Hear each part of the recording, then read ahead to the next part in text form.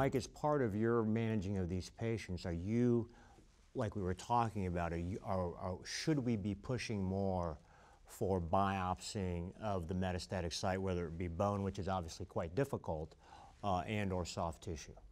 Well, until we have those tools available and they're proven, I mean, it's kind of hard to recommend a biopsy in anywhere USA. If you do have a tool and it's proven to be effective, it makes complete sense.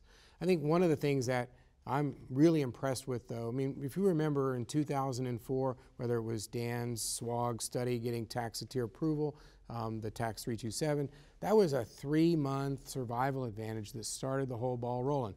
In the history of all that we knew about ways to control advanced prostate cancer, that was the first chemotherapeutic agent that actually moved the needle, but 3 months.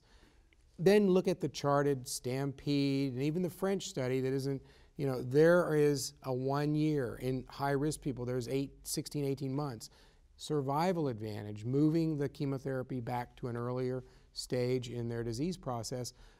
We don't know the results of the non-metastatic, to the best of our ability, high-risk local. But it seems like when we move these therapies back, we get a better response. So I'm, in the absence of a perfect way to, the Holy Grail, personalize their therapy, know whether it's androgen access, whether it's systemic therapy, and which systemic therapy, I think treating them aggressively early is probably going to be in our best interest. In somebody like this, I don't know that we need to wait very long for the metastases to become apparent.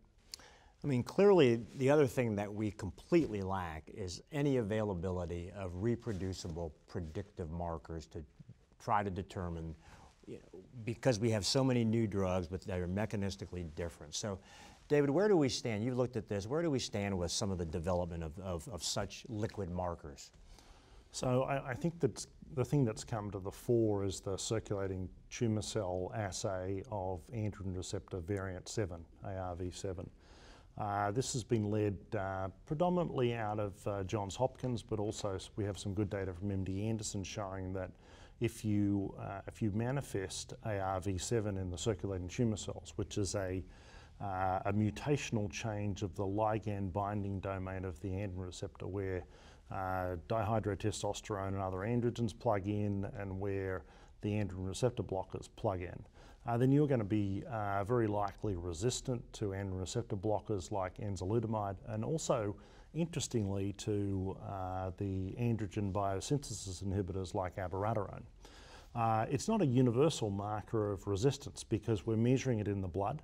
And so when patients are on enzalutamide and abiraterone and they're becoming resistant, the number of circulating tumour cells that have the ARV7 copy in them, and also within an individual cell, the number that are aberrant in this way increases. When you stop the therapy and perhaps you treat them with something else or nothing, we don't know, certainly in a proportion of patients, the phenotype tends to be reduced and even go away. Not that it's quite reversible, we're selecting out clones that are sensitive or not.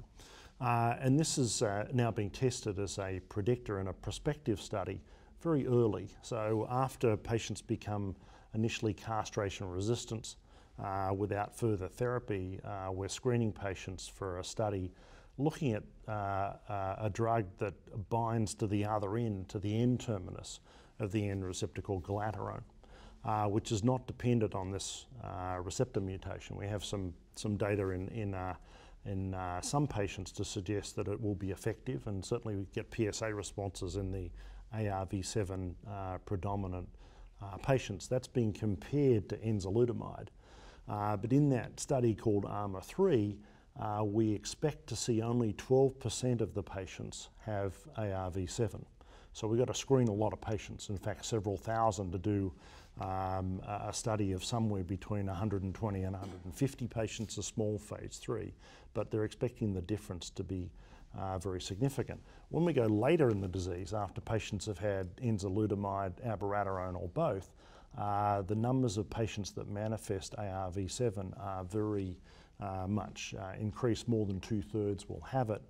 And particularly in patients that at that time have progressive visceral disease, their prognosis is actually extremely poor, but they may respond importantly to taxane chemotherapy and to platinums, and some of those patients do well with the drugs that Dan was mentioning, the PARP and ATM inhibitors that we have in clinical trial, and hopefully in the case of PARP inhibitors may be available on the market soon. So Dan, David is obviously, everybody's coming to this recognition about these ARV7 just being one of the variants. Obviously there's a ton of AR variants. Looking at CTCs, any other technology that people are investigating in terms of potential predictive markers that are not CTC based? Exosomal RNA is being looked at, DNA specimens as well from blood, circulating DNA, a variety of different other DNA markers are being evaluated. So not only the CTCs, remember that if you go back to the original CTC data, only about half of patients make CTCs. So there is room for this technology, there's a need for it. And I think that, also one of the points that Dave makes about ARV7 is very interesting about the taxanes. The ARV7 mutants are sensitive to taxane-based therapy.